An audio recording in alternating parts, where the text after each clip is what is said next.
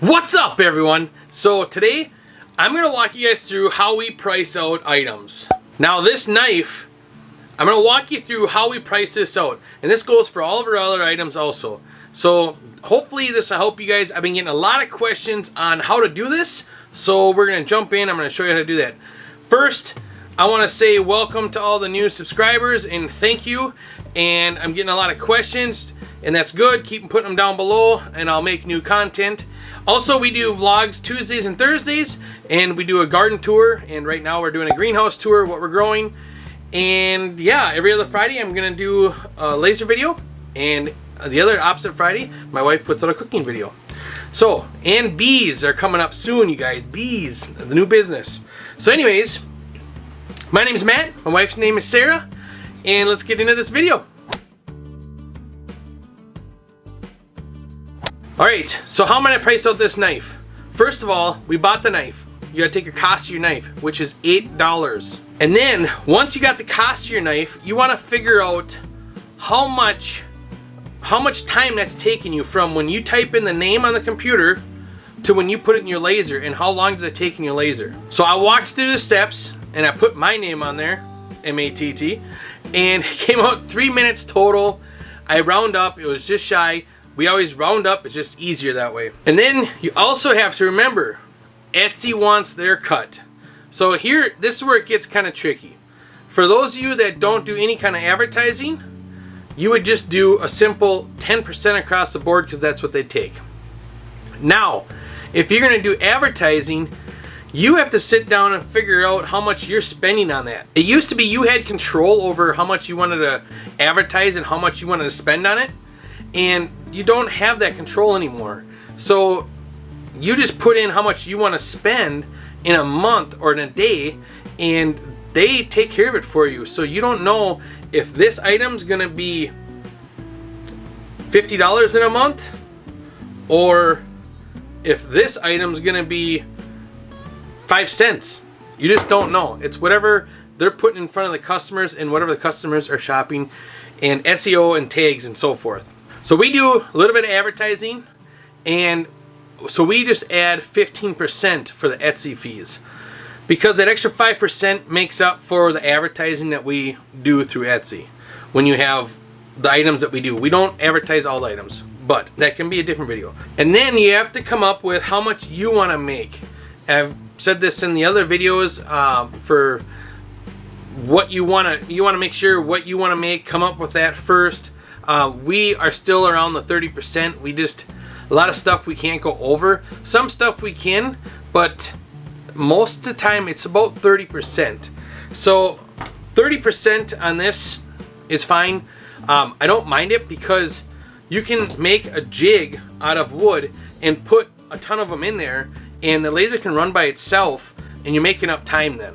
So I look at that as a bonus when you're doing a lot of them at once. So the 30%, you're probably good. You actually could probably go a little lower. You got to watch your amount. You'll see in a minute. So packaging. Don't forget packaging. A lot of people don't like to count that cost in, or they don't think of it. You always have to add in your packaging. We put a $2 fee on it because the time you pay for the boxes, and you pay for your filling, and then you pay for the business cards and the time to do it, $2 is probably a little less than what it should be, but that's what we do, and it works out for us. So we charge $2, and that total will come to $24.23. You're thinking to yourself, man, you bought this for $8 and now you sell it for $24.23? What the heck? So now you have to go on Etsy and do your research. So after you do your research, I found some that are $16.99 and all the way up to $26.99. Now you have to figure out where you want to be. And like I said in previous videos, you don't want to be too low. If you go too low, then customers think, what's wrong with this? Or, I don't know. They get leery. They don't want to do it. Think about when you're shopping. If someone's $10 cheaper than someone else, what's wrong with the knife and it looks the same? Or is the quality going to be that bad? You have to remember that. We tried all those things before, and when you go the cheapest route, it hurts you in the long run because people don't trust you, and it's the customers you don't want. Let me tell you that. Now $26.99 I think is a little too high, but at the same time I don't want to go too low either. So being we came up with $24.23, I'm just going to round up to $24.95, and I'm going to leave it like that. This way I am 5 cents cheaper than some other people, because there's some other people that are $24.99, or I'm 4 cents cheaper than those guys. So that is better for me and better for the product, and then therefore we'll sell more, hopefully, that we're right kind of in the middle, you know, of the higher part. Like I said, you don't want to go that low. Most of the people were in here from $20 to $26. You don't want to go underneath. And then you also got to remember, yeah, on this product now, in the future, are you going to run a sale? Okay, are you going to run 30% off? If you do, you're giving a product away for free. You're doing your work for free. So it's stuff like that you got to remember too. If you're going to run a sale for 30% off, then you got to make sure you're priced higher. And if you want to make 10% on it, well, then you got to make sure your margin is 40%. So it's all that kind of stuff you guys have to remember and think about, because it's going to hurt you in the long run if you don't follow the easy steps.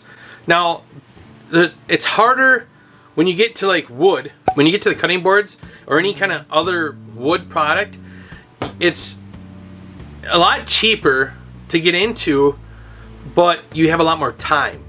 So that's one thing I think a lot of people underestimate, is the time. And you got to make sure that you keep track of time.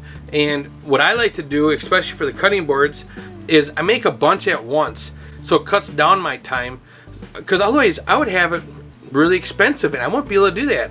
So I had to learn how to do all that kind of stuff to make it cheaper, and talk to cabinet guys and find out the best routes I can make a bunch of cutting boards in the fastest, in the most amount, in the fastest time, because you want to have a product that's reasonable than everyone else.